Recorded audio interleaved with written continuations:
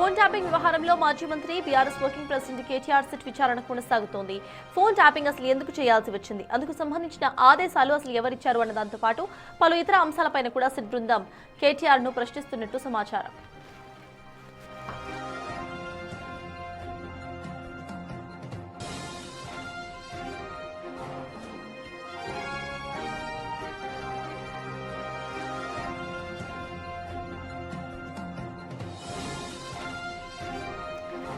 ఇదే అంశంపై పూర్తి డీటెయిల్స్ మా ప్రతినిధి సురేష్ అందిస్తారు. సురేష్, చెప్పండి, ఇటు విచారణకు హాజరయ్యారు కనుక ఇటు కేటీఆర్ విచారణ ఎంతసేపటి వరకు జరిగే అవకాశం ఉందనుకోవాలి? అండ్ నిన్నటి హరీష్ రావు విచారణతో లింక్ లో ఈ వాటి విచారణ ఉండే అవకాశం ఉందనుకోవచ్చా సురేష్?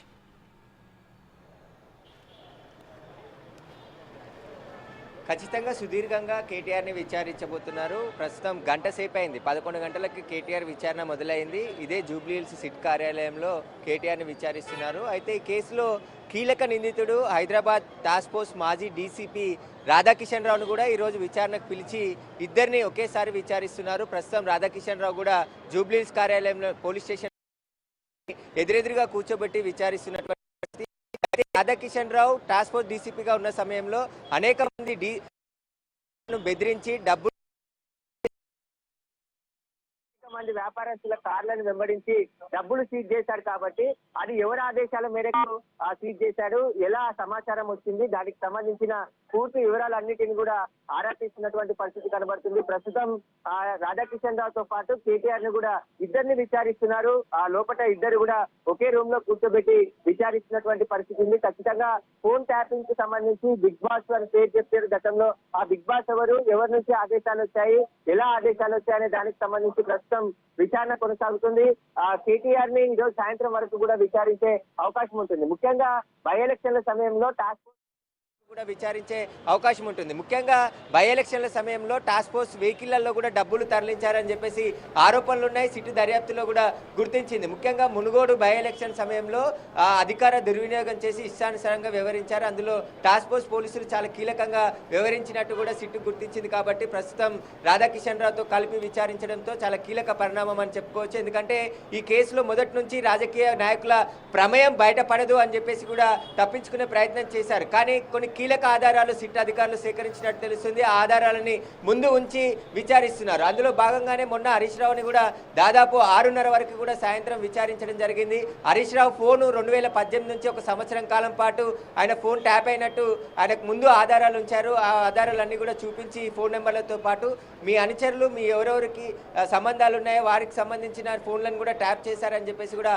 హరీష్ రావు ముందుంచి ప్రశ్నించడం జరిగింది. కానీ హరీష్ రావు ఇవన్నీ నమ్మను, నేను ఇవన్నీ నకిలీ ఆధారాలు అయి ఉంటాయని చెప్పేసి కూడా ఆయన సమాధానం దాటవేసే ప్రయత్నం చేశాడు. కానీ ఇవన్నీ నిజంగా జరిగినాయి అని చెప్పేసి సిట్టు దర్యాప్తులో తేలింది. కాబట్టి ఇప్పుడు దర్యాప్తులో రాజకీయ ప్రముఖుల పాత్ర ఎంతవరకు ఉంది కేసులో అనే దానికి సంబంధించి సిట్టు దృష్టి సారించింది. ప్రత్యేక సిట్ ఏర్పాటు చేసిన తర్వాత ఫోన్ ట్యాపింగ్ కేసులో దర్యాప్తు వేగవంతం చేశారు. ఇప్పటికే ఐపీఎస్ అధికారులను కూడా ఈ సిట్లో ఏర్పాటు చేశారు. కాబట్టి వారందరూ 9 మంది అధికారులతో పెద్ద సిట్ని ఏర్పాటు చేసి కేసుని త్వరగా ముగించాలనే ఉద్దేశంతోనే కేసు ఇన్వెస్టిగేషన్ జరుగుతున్నట్టు తెలుస్తుంది. మార్చిలో అడిషనల్ ఛార్జ్షీట్ దాఖలు చేయబోతున్నారు. కాబట్టి కోర్టులో ఈ విచారణకు సంబంధించిన పూర్తి వివరాలన్నిటిని కూడా అడిషనల్ ఛార్జ్షీట్లో కోర్టుకు సబ్మిట్ చేసే అవకాశం ఉంటుంది. అయితే ప్రస్తుతం జూబ్లీహిల్స్ పోలీస్ స్టేషన్ దగ్గర ఎవరిని కూడా ఉండనివ్వట్లేదు. ఖచ్చితంగా అందరూ కూడా అంటే బీఆర్ఎస్ శ్రేణులు కావచ్చు, కేటీఆర్ అభిమానులు ఇక్కడ పెద్ద సంఖ్యలో వచ్చే ప్రయత్నం చేస్తున్నా కూడా వారందరినీ కూడా ఇక్కడ నుంచి పంపించి వేస్తున్నారు. పోలీసులు భారీ బందోబస్తు ఇక్కడ ఏర్పాటు చేయడం జరిగింది. దాదాపు 1000 మంది పోలీసులతో పాటు ప్రత్యేక టాస్క్ ఫోర్స్ బలగాలతో ఇక్కడ బందోబస్తు ఏర్పాటు చేశారు. ఎక్కడ ఎలాంటి అవాంఛనీయ ఘటనలు జరగకుండా కేటీఆర్ వచ్చే సమయంలో కూడా ఎక్కడికక్కడ రోడ్లన్నీ కూడా బ్లాక్ చేయడం జరిగింది. వెంబటి వచ్చే క్యాడర్ అంతా కూడా ఎక్కడికక్కడ ఆపివేశారు. కేవలం కేటీఆర్ వెహికల్ని మాత్రమే అలో కేటీఆర్ వెంట హరీష్ రావు వచ్చి ఇక్కడ వరకు పోలీస్ స్టేషన్ దగ్గర డ్రాప్ జరిగింది. అయితే కేటీఆర్ ని గంట నుంచి విచారిస్తున్నారు. గంట సేపటి నుంచి కూడా విచారణ ప్రారంభమైంది. కాబట్టి ఇప్పుడు రాధాకిషన్ చేయడం జరిగింది. 12 కోట్ల ఎలక్ట్రో బాండ్లని బీఆర్ఎస్ పార్టీకి బెదిరించినట్టు రాయించుకున్నారని చెప్పేసి కూడా ఆయన ఫిర్యాదు చేశారు. అంతేకాకుండా ఒక ప్రైవేట్ పంచాయతీలో 3 కోట్ల రూపాయలు వారికి ఇప్పించారు నాతోనే అని చెప్పేసి కూడా ఆయన ఫిర్యాదులో పేర్కొనడం జరిగింది. నా ఫోన్ ట్యాపింగ్ చేసి నన్ను బెదిరింపులకు గురి చేశారని చెప్పేసి కూడా ఫిర్యాదు చేశారు. కాబట్టి అలాంటి వ్యాపారవేత్తలు ఎంతమందిని బెదిరించారు, రాధాకిషన్ రావు ఆపరేషన్లు అన్ని కూడా చేసేవారు. కాబట్టి వ్యాపారవేత్తలు ఎంతమందిని బెదిరించాడు, రాధాకిషన్ రావు ఆపరేషన్లు అన్నీ కూడా చేసేవాడు కాబట్టి రాధాకిషన్ రావుకి సంబంధించిన పూర్తి వివరాలన్నిటిని కూడా సేకరించారు. వాటికి సంబంధించి ఇప్పుడు ఆధారాలన్నిటిని ముందుంచి విచారిస్తే వాటికి చెప్తాడు. ఒకవేళ కేటీఆర్ ఆదేశాలు ఏమైనా రాధాకిషన్ రావు ఇచ్చారా, లేకుంటే ఎవరు ఆదేశాలు రాధాకిషన్ రావుకి నేరుగా ఇచ్చారని చెప్పేసి కూడా invest Radhakishan Rao Hyderabad task force సమయంలో చాలా ఆపరేషన్లు చేశారు. డబ్బులు పట్టుకోవడం, ఇటు దుబ్బాక జరిగేటప్పుడు రఘునందన్ రావుకు సంబంధించిన సన్నిహితులకు సంబంధించి డబ్బులు కూడా పట్టుకున్నారు. కాబట్టి అవి ఏ విధంగా పట్టుకోగలిగారు, ఏ విధంగా ఆ వెహికల్ని గుర్తించారు, వాటికి సంబంధించిన వివరాలన్నిటిని కూడా ఆరా తీస్తున్నటువంటి పరిస్థితి. అయితే రాధాకిషన్ రావు కూడా కొద్దిసేపటి క్రితం అంటే దాదాపు 11 గంటల 30 నిమిషాలకు ఆయన పోలీస్ స్టేషన్ రావడం జరిగింది. లోపలికి వెళ్ళిన తర్వాత ఇద్దరిని కూడా కలిపి విచారు. ఇంకా విచారణ కొనసాగే అవకాశం ఉంది. సుదీర్ఘంగా కేటీఆర్ని విచారిస్తే ఈ కేసుకి సంబంధించిన పూర్తి కొన్ని ఆధారాలను కూడా సేకరించి ఎవరిని విచారణకు పిలిచినా వారికి సంబంధించిన ఆధారాలన్నిటి కూడా ముందే సేకరించి వారి ముందు ఉంచి పరిణామాలు ఫోన్ ట్యాపింగ్స్ లో ఉన్నటువంటి ప్రమేయం ఏమైనా ఉందా అనే దానికి తేల్చే పనిలోనే తిట్టున్నట్టు తెలిసింది. కొన్ని ఆదేశాలు నేరుగా వచ్చాయి, కొన్ని ఆదేశాలు ప్రభాకర్ రావు వచ్చాయని చెప్పేసి కొన్ని ఆదేశాలు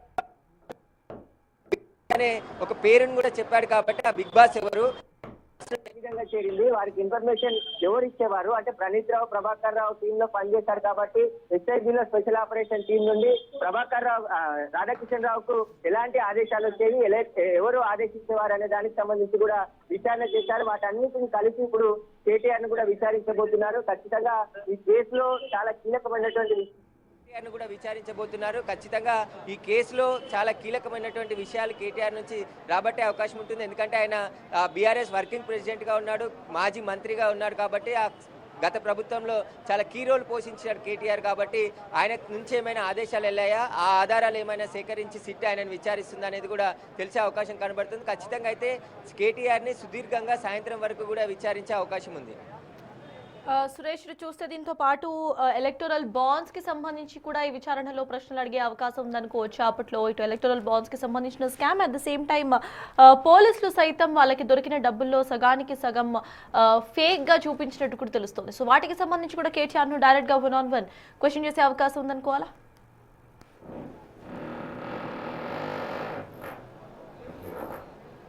ఖచ్చితంగా, ఎందుకంటే ఇప్పుడున్నటువంటి ఇన్పుట్స్ ఆధారంగా బీఆర్ఎస్కి ప్రభుత్వం ఏర్పడిన తర్వాత కోట్లాది రూపాయలు ఎలక్ట్రో బాండ్ల రూపంలో కావచ్చు, పార్టీ ఫండ్ రూపంలో చాలా డబ్బులు వచ్చాయి. అవన్నీ కూడా స్వచ్ఛందంగా ఇచ్చారా, లేదంటే ఫోన్ ట్యాపింగ్ ద్వారా బెదిరిస్తే ఆ డబ్బులు వ్యాపారవేత్తలు పార్టీ ఫండ్గా ఇచ్చారనే దానికి సంబంధించి కూడా కేటీఆర్ని ప్రశ్నించే అవకాశం కనబడుతుంది. ఎందుకంటే 10 ఏళ్ల కాలంలో ఉద్యమ సమయంలో ఉన్నటువంటి పార్టీకి 10 ఏళ్ల కాలంలో ప్రభుత్వం ఏర్పడిన తర్వాత వేల కోట్ల రూపాయలు ఏ విధంగా వచ్చాయి పార్టీ ఫండ్గా. ఎలక్ట్రో బాండ్లు ఎవరైతే ఇచ్చారో వారికి సంబంధించి కూడా వివరాలన్నిటిని కూడా ఇప్పుడు సేకరించారు. కాబట్టి వాటన్నిటికి సంబంధించి రాధాకిషన్ రావు బై ఎలక్షన్ల సమయంలో టాస్క్ ఫోర్స్ డీసీపీగా ఉన్నాడు. కాబట్టి జనరల్ ఎలక్షన్ల సమయంలో కూడా ఆయన టాస్క్ ఫోర్స్ డీసీపీగా ఉన్నాడు.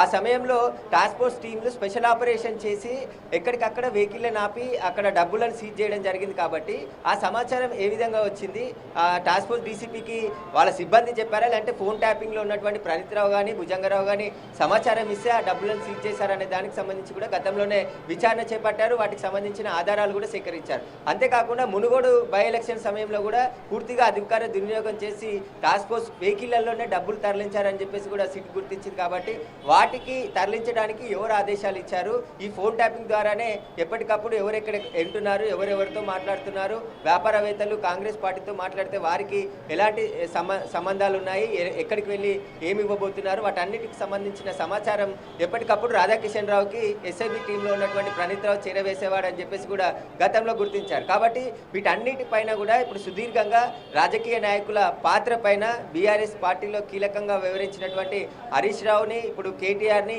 ఇద్దరిని కూడా విచారిస్తున్నారు. కాబట్టి మొన్న హరీష్ రావుని విచారించారు, మళ్ళీ విచారణకు రావాలని చెప్పేసి కూడా హైదరాబాద్ కమిషనర్ సజ్జనార్ చెప్పారు. కాబట్టి ఇప్పుడు కేటీఆర్ విచారణ తర్వాత హరీష్ రావుని మళ్ళీ విచారణకు పిలిచే అవకాశం ఉంటుంది. ఆ తర్వాత కవితను సాక్షిగా కూడా చూసుకునే అవకాశం ఉంది. ఇంకా హరీష్ రావు కూడా బీఆర్ఎస్ పార్టీలో చాలా కీలకమైనటువంటి వ్యక్తి. ఆయనతో పాటు సంతోష్ రావు కూడా బీఆర్ఎస్ పార్టీలో చాలా కీలకమైనటువంటి. కాబట్టి వీరందరూ కూడా ఆ ప్రభుత్వంలో ఉన్న సమయంలో వీరితో ఏమైనా టచ్ లో ఉన్నారా, వీరికి ఏమైనా ఆదేశాలు ఇచ్చారా, నేరుగా కాకుండా ఫోన్ ద్వారా కానీ ఓవరాల్ గానీ ఎలాంటి ఆధారాలను ముందు ఉంచి విచారించబోతున్నారు అనేది ఇప్పుడు ఉత్కంఠ నేర్కొంది. ఎందుకంటే మొన్న హరీష్ రావుకు సంబంధించి ఫోన్ ట్యాప్ అయింది. ఆయన సంవత్సరం కాలం పాటు ఆయనతో పాటు ఆయన ముఖ్య అనుచరులు 6 మంది ఫోన్లు కూడా ట్యాప్ అయినట్టు కూడా సిట్టు ఆధారాలు హరీష్ రావు చూపించింది. కాబట్టి వాటన్నిటిని మీరు నమ్మను ఆయన చెప్పినప్పటికీ కూడా అవన్నీ నిజాలు, మీకు చేసినటువంటి సమాచారాన్ని మీ దగ్గర పెడుతున్నామని చెప్పేసి కూడా వారు ఎవరు ఏ టైంతో మీరు మాట్లాడారనే దానికి సంబంధించి కూడా ఆ డీటెయిల్స్ కూడా హరీష్ రావు ముందు నుంచి విచారించారు. కాబట్టి ఇప్పుడు కేటీఆర్ ని కూడా ఉదయం 11 గంటల నుంచి విచారిస్తున్నారు. దాదాపు గంట పైన అయింది కాబట్టి ఆయన విచారణ కొనసాగుతుంది. గంటల నుంచి విచారిస్తున్నారు. దాదాపు గంట పైన అయింది కాబట్టి ఆయన విచారణ కొనసాగుతుంది. ఇక మొన్న హరీష్ రావుని ఒక్కరు మాత్రమే ఖచ్చితంగా కీలక ఆధారాలే కేటీఆర్ ముందు ఉంచి విచారిస్తున్నట్టు తెలుస్తుంది. సాయంత్రం వరకు కూడా సుదీర్ఘంగా విచారణ కొనసాగే అవకాశం ఉంది. కేటీఆర్ విచారణ ఆలస్యం అయ్యే కొద్దీ ఇక్కడ ఆయన అభిమానులు కావచ్చు, బీఆర్ఎస్ శ్రేణులు కావచ్చు పెద్ద ఎత్తున జూబ్లీహిల్స్ పోలీస్ స్టేషన్ పరిసరాలకు వచ్చే అవకాశం ఉంటుంది. కాబట్టి ఎక్కడికక్కడ పోలీసులు భారీ భద్రతను ఏర్పాటు చేశారు. టాస్క్ ఫోర్స్ తో పాటు ర్యాపిడ్ యాక్షన్ ఫోర్స్ ని కూడా టాస్క్ ఫోర్స్ తో పాటు ర్యాపిడ్ యాక్షన్ ఫోర్స్ ని కూడా జూబ్లీహిల్స్ పోలీస్ స్టేషన్ పరిసర ప్రాంతాల్లో మోహరించడం జరిగింది. భారీ గేట్లను ఏర్పాటు చేశారు. ఎక్కడ ఎవరు కూడా లోపలికి రాకుండా, మీడియా కూడా ఇక్కడ ఐడి కార్డులు ఉంటే తప్ప ఎవరిని కూడా ఇక్కడ ఉండనించలేని పరిస్థితి. అంటే ఎందుకంటే కేటీఆర్ని విచారించే సందర్భంలో అభిమానులు కావచ్చు, బీఆర్ఎస్ కార్యకర్తలు కావచ్చు ఎవరైనా దూసుకొచ్చే అవకాశం ఉంటుంది. కాబట్టి ఎక్కడికక్కడ చేసి ఇటువైపు ఎవరు రాకుండా పోలీసులు అయితే ఏర్పాటు చేయడం జరిగింది. కేటీఆర్ విచారణ ముగిసే వరకు కూడా జూబ్లీహిల్స్ పోలీస్ స్టేషన్ పరిసర ప్రాంతాల్లో ఈ భద్రత కొనసాగుతుంది. ఖచ్చితంగా సాయంత్రం వరకు కూడా కేటీఆర్ని విచారించనున్నారు. సురేష్, ఇటు రాధాకిషన్ రావుతో డైరెక్ట్ గా కూడా 1-on-1 ఇంట్రాగేషన్ సైతం జరిగే అవకాశం ఉన్నట్టుగా కనిపిస్తుంది. కనుక ఇటు రాధాకిషన్ రావు బీఆర్ఎస్ సుప్రీం చెప్పడం కారణంగానే ఫోన్ ట్యాపింగ్ చేశామంటూ ఆయన ఒప్పుకున్న పరిస్థితి మనం చూసాం. అయితే ఈ బీఆర్ఎస్ సుప్రీం ఎవరు అనే దిశగా డైరెక్ట్ క్వశ్చన్ ఇటు కేటీఆర్ ని వేసే అవకాశం ఉందనుకోవచ్చా? ఆ టైంలో కేటీఆర్ ఇలా రియాక్ట్ అయ్యే అవకాశం ఉందనుకోవాలి?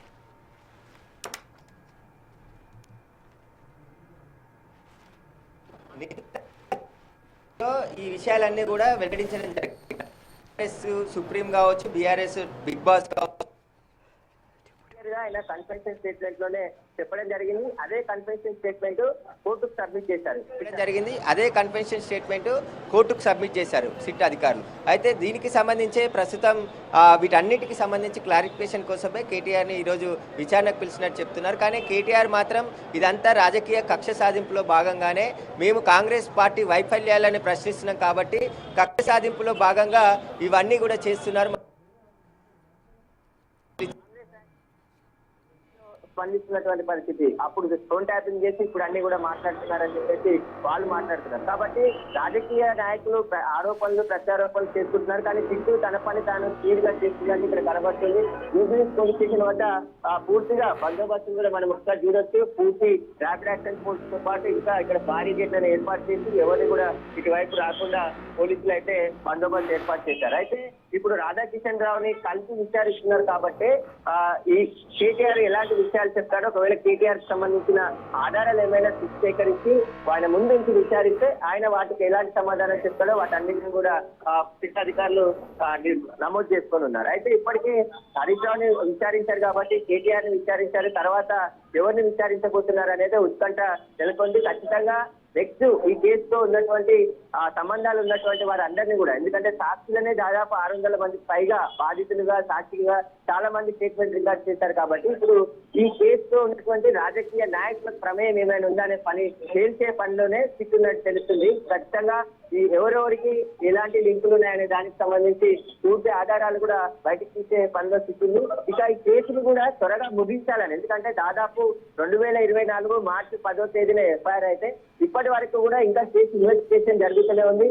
దీనికి ప్రభాకర్ రావు ఎందుకంటే దాదాపు 2024 మార్చి 10వ తేదీన ఎఫ్ఐఆర్ అయితే ఇప్పటి వరకు కూడా ఇంకా కేసు ఇన్వెస్టిగేషన్ జరుగుతూనే ఉంది. దీనికి ప్రభాకర్ రావు అమెరికా పారిపోవడం, అమెరికాలోనే చాలా రోజులు అక్కడ ఉండిపోవడంతో కేసు ఇన్వెస్టిగేషన్ కొద్దిగా ఆలస్యమైంది. ఎందుకంటే ప్రభాకర్ రావే ఈ కేసులో చాలా కీలకమైనటువంటి నిందితుడు కాబట్టి ఆయన అమెరికా పారిపోయి సుప్రీంకోర్టు ఆదేశాలతోని మళ్ళీ హైదరాబాద్కి వచ్చిన తర్వాత ఈ కేసు ఇన్వెస్టిగేషన్ వేగం పెంచుకుంది. ఆ తర్వాత ఈ గత నెలలోనే ప్రత్యేక సిట్టును ఏర్పాటు చేసి ప్రభాకర్ రావుని కూడా కస్టడీలో 14 రోజుల పాటు విచారణ చేశారు. ఆ 14 రోజుల విచారణ చేసిన తర్వాతే ఈ కేసులో రాజకీయ నాయకుల ప్రమేయంపై కూడా తేల్చే పనిలో సిట్టు దర్యాప్తు కొనసాగిస్తుంది. అందులో భాగంగానే రాజకీయ నాయకులందరికీ కూడా నోటీసులు ఇచ్చింది. గతంలో బీజేపీ ఎంపీలకు కేంద్ర మంత్రి హోంశాఖ సహాయ మంత్రి బండి సంజయ్ కూడా నోటీసులు ఇచ్చి ఆయన స్టేట్మెంట్ కూడా రికార్డ్ చేసుకోవడం జరిగింది. ఆయన ఫోన్ కూడా ట్యాపింగ్ జరిగింది. కొండా విశ్వేశ్వరరెడ్డి, ఈటల రాజేందర్, రఘునందన్ రావు వీరందరికి సంబంధించి ఫోన్లు కూడా ట్యాప్ జరిగాయని చెప్పేసి కూడా